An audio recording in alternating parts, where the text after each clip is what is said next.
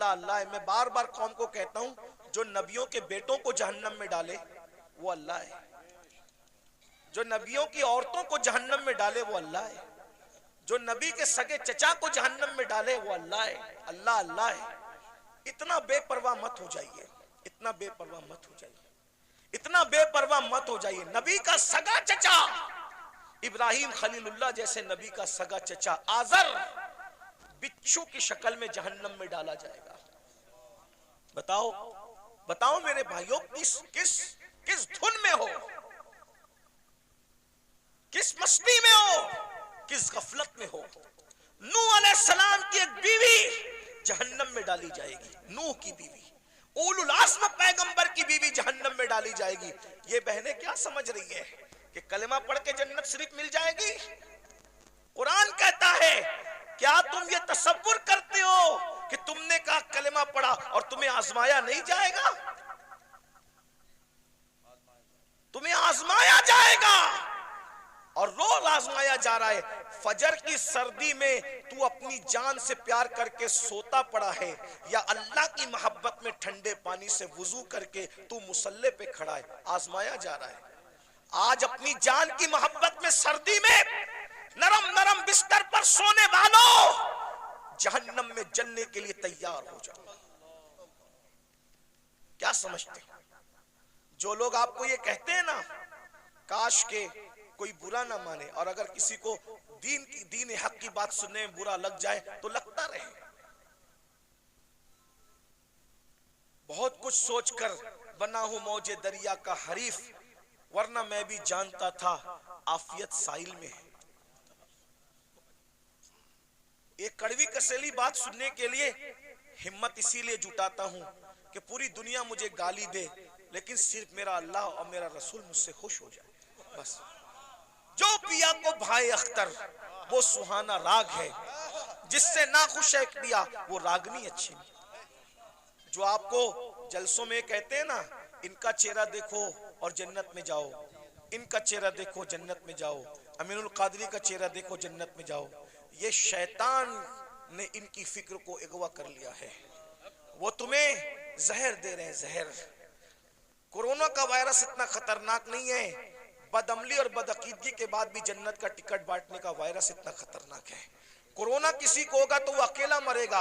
ये गंदगी जो आएगी ना, कि बेअमली के बाद भी, जिना के बाद भी, बदकारी के बाद भी, हरामकारी के बाद भी, सिर्फ सलीम मियाँ को देखो जन्नत में जाओ, अमीनुल कादरी को देखो जन्नत में जाओ, और मुफ्ती साहब को देखो जन्नत में जाओ। मेरे भाई, जिनको देख देख करके जन्नत बांट रहे हो, क्या तुम्हारे पास कोई गारंटी है कि ये लोग भी जन्नत में जाएंगे?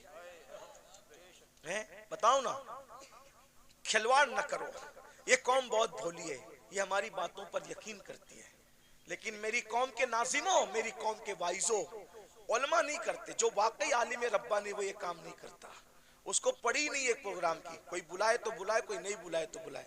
जिन्होंने धंधे पानी शुरू कर रखे हैं वो तुम्हारी चापलूसियां करते हैं, और तुम भी नारे लगाते हो, इनको देखो जन्नत में जाओ, और फिर उसके बाद आप सिर्फ जब देख करके जन्नत मिलेगी, कोई बेवकूफ है फजर पढ़ने के लिए उठेगा? कोई बेवकूफ है जो चेहरे पे दाढ़ी रखेगा? कोई बेवकूफ है जो मुसल्ले पे रोएगा?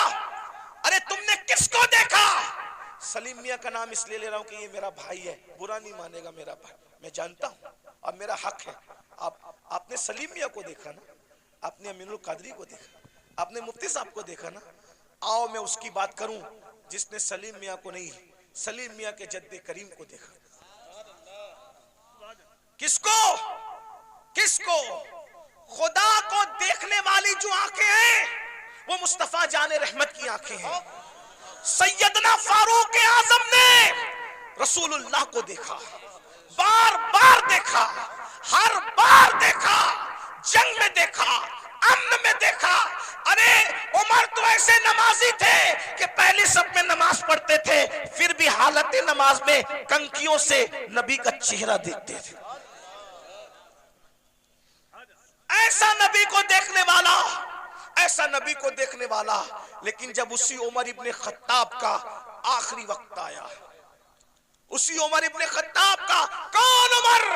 जिसका जिक्र तौरात में है, जिसका जिक्र इंजील में है, जिसका जिक्र कुरान में है, जिसके मशवरे की ताईद में कुरान की 22 आयतें नाजिल हुई है। मेरे भाइयों 22 आयतें। ये जो वत्तखिज़ु मिन मकाम इब्राहीम मुसल्ला किसकी आयत, किसकी ताईद में आई? फारूक आजम की ताईद। जब रसूलुल्लाह ने काबे का तवाफ किया, काबे का तवाफ किया, सुन लो उमर कौन है, हमसे सुनो सैयदों से उमर कौन है। फारूक आजम कौन है? अल्लाह अकबर।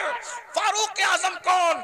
जब रसूलुल्लाह ने काबे का तवाफ किया तो सहाबा से मशवरा किया कि वाजिबुत तवाफ जो नफिल नमाज है कहां पढ़ी जाए। सहाबा का दिल खुश करने के लिए किसी ने कहा काबे के अंदर पढ़िए, किसी ने कहा हतीम में पढ़िए, किसी ने कहा यहां पढ़िए, किसी ने कहा वहां पढ़िए। फारूक आजम ने कहा या रसूल अल्लाह, जहां आपके दादा इब्राहिम अलैहिस्सलाम के कदम का निशान है वहां पर आप नमाज अदा कीजिए। अभी उमर ये कह ही रहे थे कि जिब्रील आ गए, कहने लगे वत्तखिज़ु मिन मकाम इब्राहीम मुसल्ला, जहां आपके दादा इब्राहिम के कदमों का निशान है उसको अपना मुसल्ला बना लीजिए। शराब की हुर्मत की बात फारूक आजम के मशवरे की ताईद में, पर्दे की बात फारूक आजम के मशवरे की। और कौन फारूक आजम? जिसके बारे में कहा मेरे बाद अगर कोई नबी होता उमर इब्ने खत्ताब होता। कौन फारूक आजम? जब फारूक आजम आ रहे हैं, जिब्रील अलैहिस्सलाम रसूलुल्लाह की बारगाह में मौजूद हैं, तो जिब्रील ने फारूक आजम को देख के मुस्कुराया। मेरे सरकार ने कहा क्यों मुस्कुरा रहे हो जिब्रील? हुजूर आपका यार उमर आ रहा है। तो आका ने फरमाया क्या मेरे उमर को आसमान वाले भी पहचानते? मेरे उमर को आसमान वाले भी पहचानते? तो जिब्रील अलैहिस्सलाम कहते हैं हुजूर जमीन वालों से ज्यादा उमर को आसमान वाले पहचानते हैं।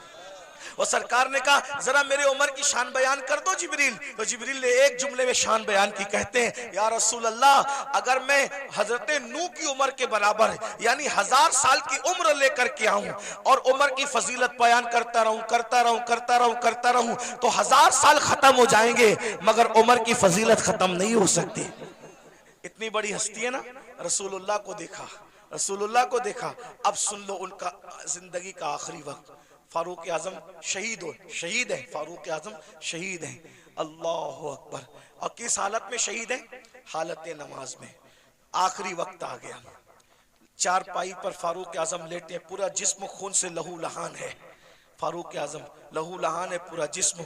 फारूक आजम अपने बेटों से कहते हैं मेरे बेटो, मेरे बच्चों, तुमने मेरी फर्मा बरदारी की, मैंने जो कहा तुमने मेरी बात मानी, अल्लाह ने मुझे फर्मा बरदार औलाद अता की, आज मेरी फर्मा बरदारी करोगे आखिरी वक्त में? लोगों बच्चों ने कहा जी हुजूर जरूर करेंगे। फरमाया एक काम करो, मुझे चारपाई से उठा के जमीन पे डाल दो। देखो ये फारूक आजम के आखिरी लम्हात है, ये उनकी आजिज़ी है, ये उनकी इनकिसारी है, ये उनका इखलास है। जन्नत का कहाँ ख्वाब देख रहे हो भाइयों? ना वुजू आता है ना गुस्ल आता है। 2 रकअत नमाज जुमा पढ़कर ऐसे भागते हो जैसे स्कूल की छुट्टी होने पे स्कूल के बच्चे भागते हैं। भाइयों जरा सोचो ना, जरा गौर करो ना, जरा गौर तो कीजिए, अपने आप पे रहम कर लीजिए। हम में से कोई अल्लाह के अजाब को बर्दाश्त करने की ताकत नहीं रखता, हम में से कोई जहन्नम का सामना करने की ताकत नहीं रखता। मत अब धोखा दीजिए अपने आप को, मत फरेब कीजिए अपने आप से, अपनी आखिरत को तबाह मत कीजिए। वो मुसलमान बनिए जैसे हुजूर मुसलमान बनाने आए थे। सैयदना फारूक आजम फरमाते हैं मुझे चारपाई से उठाकर जमीन पे डाल दो। जब जमीन पे डाल दिया गया तो फारूक आजम खाक पर अपने चेहरा रगड़ने लगे और रोकर कहते अल्लाह उमर की बख्शिश कर दे, उमर की जिसको रसूलुल्लाह ने जन्नत की बशारत दी उसकी जिंदगी का एंड ये है। उमर की ये उनका खौफ खुदा है, ये उनकी आजिज़ी है, ये उनकी इनकिसारी है। अल्लाह उमर की बख्शिश कर दे, मगफिरत कर दे। रो रहे हैं, मैं उमर क्या जवाब दूंगा तेरी बारगाह में, उमर क्या हिसाब देगा तेरी बारगाह में। इधर का चेहरा रगड़ते, इधर का गाल रगड़ते हैं और अल्लाह की बारगाह में कहते हैं मुझे माफ कर दे, मेरे बुढ़ापे पे रहम कर दे। किसी ने कहा अमीरुल मोमिनीन आप तो वो है ना, आप वो हैं कि आपने इतना फतुहात, इतने फतुहात किए, ये काम किया दीन का, ये काम किया दीन का, ये काम किया दीन का। सर उठा के कहते हैं ओ मनकबत पढ़ने वाले खामोश, ये मनकबत पढ़ने का टाइम नहीं। क्या कहा? ये मनकबत पढ़ने का टाइम नहीं है। और हम तो माइक पर अपनी फजीलत सुन के खुश होते हैं, जबकि वो सही भी नहीं होती, झूठ झूठ होती है। झूठ झूठ होती है। अस्तगफिरुल्लाह, बहुत सारे नाजिम लोग 25,000 20,000 सिर्फ झूठ बोलने का लेते हैं। उस कौम को बर्बादी से कौन रोक सकता है जो कौम झूठ बोलने के लिए 25,000 रुपया देती है। आना सलीम मियाँ की करामत गढ़ के बयान करना 25,000 लोग, अमीनुल कादरी करामत बयान करना 25,000 लोग, मुफ्ती साहब के बारे में बताना, इन जैसा तो आलिम रब्बानी जो है वो 200 साल में हुआ ही नहीं है, ये सब कहना। अरे सुनने वालों, तारीफ सुनने वालों, अल्लामा शरफुद्दीन यह्या मनीरी कहते हैं दुनिया में जितना बड़ा दावा करेगा कयामत के दिन उतनी बड़ी दलील अल्लाह को पेश करनी पड़ेगी। बताओ मेरे भाइयों, कहाँ हो? जलसों का मिजाज बदल दिया तुम लोगों ने, सब चौपट करके रख दिया। दीन जलसों में नहीं होगा तो कहाँ होगा? फारूक आजम की जो मनकबत पढ़ी जा रही थी वो कोई नाजिम नहीं पढ़ रहा था, वो सच्ची मनकबत थी। अरे जिसकी मनकबत कुरान पढ़े उससे बड़ा वली कौन हो सकता है? अल्लाह अकबर। लेकिन फारूक आजम ने रोक दिया, फरमाया ओ मनकबत पढ़ने वाले, ये मनकबत पढ़ने का टाइम, चुप रहे, खामोश रहे, और मैं जो कर रहा हूं मुझे करने दे। और फिर सर उठाकर लोगों से कहा, लोगों तुम मेरी मनकबतें पढ़ते हो, सुनो। उमर तो बस इतनी तमन्ना रखता है अल्लाह की बारगाह में, अल्लाह ना मुझे कोई सवाब दे, जुमले सुनो फारूक, अल्लाह ना मुझे कोई सवाब दे, ना कोई मर्तबा दे, ना कोई मकाम दे, और ना मुझे अजाब दे, ना जहन्नम में डाले, वो मुझे बराबर सराबर ऐसे ही छोड़ दे, तो उमर समझेगा कि उमर कामयाब हो गया। ये फारूक आजम की आजिज़ी है। और हम कहाँ है, किधर है? भाइयों तौबा करो, रमजान शरीफ करीब आ रहा है, इरादा करो एक भी रोजा नहीं छोड़ूंगा, सारे रोजे रखूंगा। इरादा करो तरावी नहीं छोड़ूंगा, पूरी तरावी जमात के साथ पढ़ूंगा, नमाज पाबंदी से पढ़ूंगा। अभी से तौबा करो, माहौल बनाओ, जहन बनाओ। और अगर आप दीन के करीब नहीं आए भाई, ऐसे ही आप आवारा गर्दी करते रहे, हराम लुकमा खाते रहे, गुनाह करते रहे, फिल्में देखते रहे, किसी का कुछ नहीं बिगड़ेगा। आप अपनी आखिरत को बर्बाद करोगे, तबाह करोगे। जब अल्लाह नबी की बीवी को उठा के जहन्नम में डाल सकते हैं, नूह अलैहिस्सलाम की बीवी की शक्ल में, अगर वो हमें जहन्नम में डालेगा कौन बचाएगा, कौन रोकेगा? बताइए ना। नूह अलैहिस्सलाम अपनी बीवी को बचाएंगे? बोलो नहीं बचाएंगे, बीवी को नहीं बचाएंगे। क्यों? इसलिए कि नबी जानता है जिसमें अल्लाह की रजा उसमें मेरी रजा है। नबी जानता है जिसमें अल्लाह की रजा उसमें मेरी रजा। इब्राहिम अलैहिस्सलाम अपने चचा को बचाएंगे? नहीं बचाएंगे, जिसमें अल्लाह की रजा उसमें मेरी रजा। गौर कीजिए, ये नहीं कह रहा हूं कि नबी बचा नहीं सकता, नबी जिसको चाहे बचा सकता है, लेकिन हम अल्लाह का जितना अदब करते हैं उससे ज्यादा अदब अल्लाह का अंबिया करते हैं। मौला जो तेरी रजा वो हमारी रजा। ये कुफ्र पर मरे हम इनको नहीं बचाएंगे, तूने मना कर दिया हम नहीं बचाएंगे। हाँ अगर तूने इजाजत दी तो जिनको हम पहचानते भी नहीं है हम उसको बचा लेंगे, उनको बचा ले। नबी साहिब इख्तियार होता है, मजबूर नहीं होता। लेकिन नबी की अल्लाह से मोहब्बत और अल्लाह की बारगाह का अदब यह है कि कोई नबी अल्लाह का कहना नहीं तोड़ेगा। एक आखिरी बात आई, मैं वो बात कहने चला था, फिर बीच में बात आ गई। हम अल्लाह को क्या जवाब दें? लोग जिना कर रहे हैं, ये नौजवान छोकरे आज के 16-16, 17-17 साल की उम्र में जिना करते हैं, लड़के लड़कों के साथ बदकारियां करते हैं, क्या क्या जुर्म करते हैं, बुराइयां करते हैं। अल्लाह को क्या जवाब दोगे? अल्लाह के सामने बोल पाओगे कि हम जिना करके आए? बोलो, अल्लाह के सामने बोल के आओगे हम औरतों के पाप की नजर डाल के? अल्लाह के सामने बोल पाओगे कि हम बदकारी करके? बताओ, कुछ बोल पाओगे? नहीं बोल पाओगे। भाई हम जब अपने पीर के सामने नहीं बोल सकते तो अल्लाह के सामने क्या जवाब दें? मेरे इमाम कहते हैं, करीम अपने करम का सदका, लई में बेकद्र को न शर्मा, तू और रजा से हिसाब लेना, रजा भी कोई हिसाब। और कहते हैं, सदका प्यारे की हया का, न ले मुझसे हिसाब, बख्श बे पूछे लजाए को लजाना क्या है। बहुत कठिन मंजिल है। हदीस पाक में आता है, अल्लामा इब्ने कसीर ने इस हदीस को लिखा है कि अल्लाह ईसा अलैहिस्सलाम को अपनी अदालत में खड़ा करेगा। किसको? किसको? पहचानते हो ईसा अलैहिस्सलाम को? हमारे नबी से पहले जो नबी आए वो कौन थे? ईसा अलैहिस्सलाम। और ईसा अलैहिस्सलाम कौन है आपको पता है? ये कंवारी मरियम, जिसको किसी मर्द ने हाथ भी नहीं लगाया, अल्लाह ने बिन बाप का कंवारी बतुल मरियम से ईसा अलैहिस्सलाम को पैदा किया। सुभान अल्लाह। अल्लाह ने इनको झूले में बोलने की ताकत अता की। ये कलेमतुल्लाह है, रूहुल्लाह है। इनको जब सूली देने की साजिश की गई तो अल्लाह ने इनको आसमानों पे उठा लिया। अब ध्यान देना, जब ये आसमानों पे उठा लिए गए तो इनके मानने वालों ने इनको कहा कि ईसा खुदा का बेटा था और मरियम खुदा की बीवी थी। माज़अल्लाह, अल्लाह का कोई बेटा नहीं है, अल्लाह की कोई बीवी। लेकिन उनके मानने वालों ने ये गंदगी फैला दी।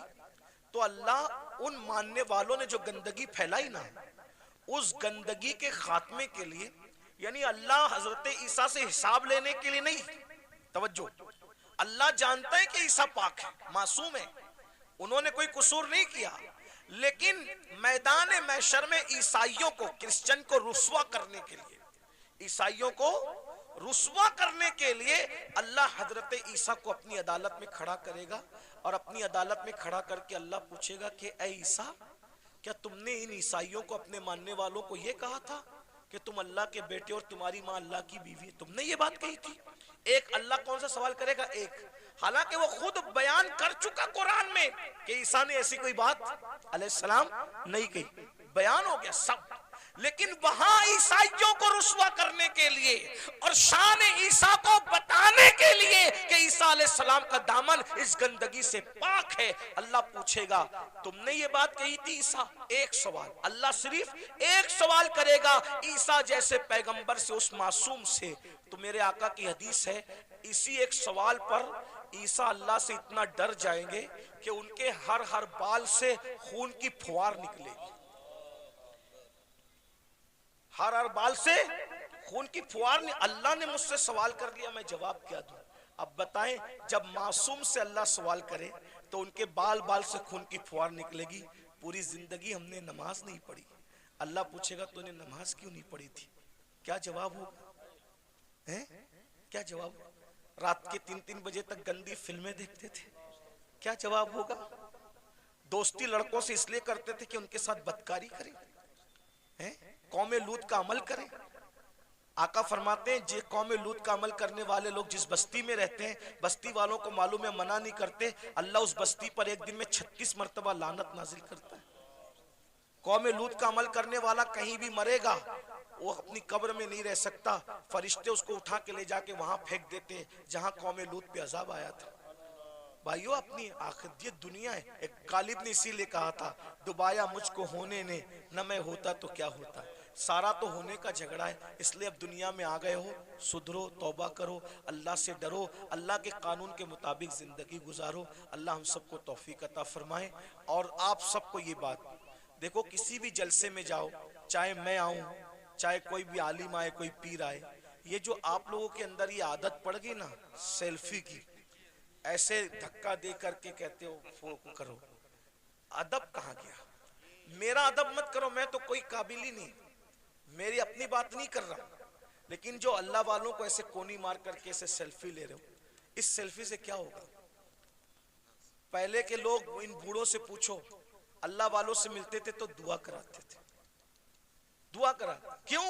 हजारों साल की मेहनत जहां नहीं पहुंचाती, वहां अल्लाह वालों की दुआ पहुंचाती। और आप लोग दुआ नहीं लेते, ये शैतान का दाव है आप लोगों पे कि दुआ से रोकने के लिए तुमको सेल्फी में मुब्तला कर दिया। और आप लोग सेल्फी, मोबाइल, हर जगह मोबाइल, हर जगह मोबाइल, सेल्फियां ले। क्या करोगे सेल्फी लेके? क्या फायदा है सेल्फी लेने का? मैं अभी हराम और नाजायज की बहस में नहीं पढ़ रहा हूं, लेकिन इतना कहता हूं, फायदा क्या? बताइए, क्या कर रहे हो? अल्लाह वालों का अदब करो, अदब सीखो, इनकी अदब की नजर पड़ेगी।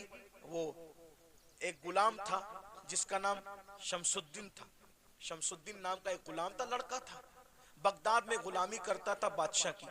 बादशाह ने कहा कि जा और जा करके फुला काम कर। तो उसने बादशाह से कहा, आपका अरबी घोड़ा मुझे दे दो तो मैं काम जल्दी से निपटा के आ जाऊं। तो जैसे ही अरबी घोड़े पे चला तो देखा एक चबूतरे पे, ओटे पे 3 वली बैठे। एक वली का नाम है हमारे मुर्शिद शेखुशयूख, शेख शहाबुद्दीन उमर सोहरवर्दी। एक वली है शेख नजमुद्दीन कुबरा।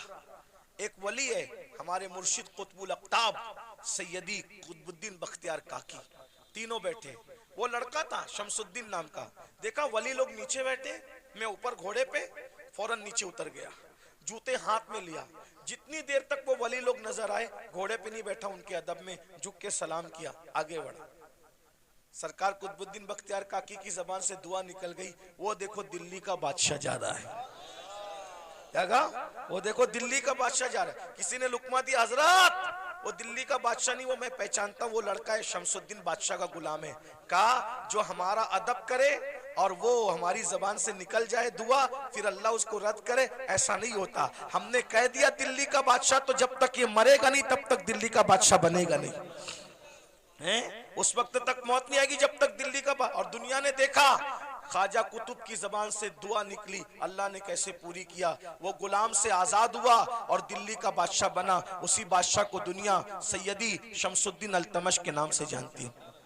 दुआ लो, दुआ लो। ये जो हंगामा का माहौल रहता है, इधर धक्का दे उधर धक्का दे, ऐसा मत करो। हमें कोई बुरा नहीं लगता, हम आपस में डिस्कस करते हैं, तुम लोग जो करते हो मोहब्बत में करते हो, लेकिन हमारी मोहब्बत में आप मजमे को धक्का देते हो। जहाँ 40 मोमिन जमा होते हैं उसमें एक अल्लाह का वली होता है। मुझ गुनेगार से मिलने के लिए आप किसी वली को धक्का दे दोगे तो अल्लाह तुमसे भी नाराज हो जाएगा और मुझसे भी नाराज हो सकता है।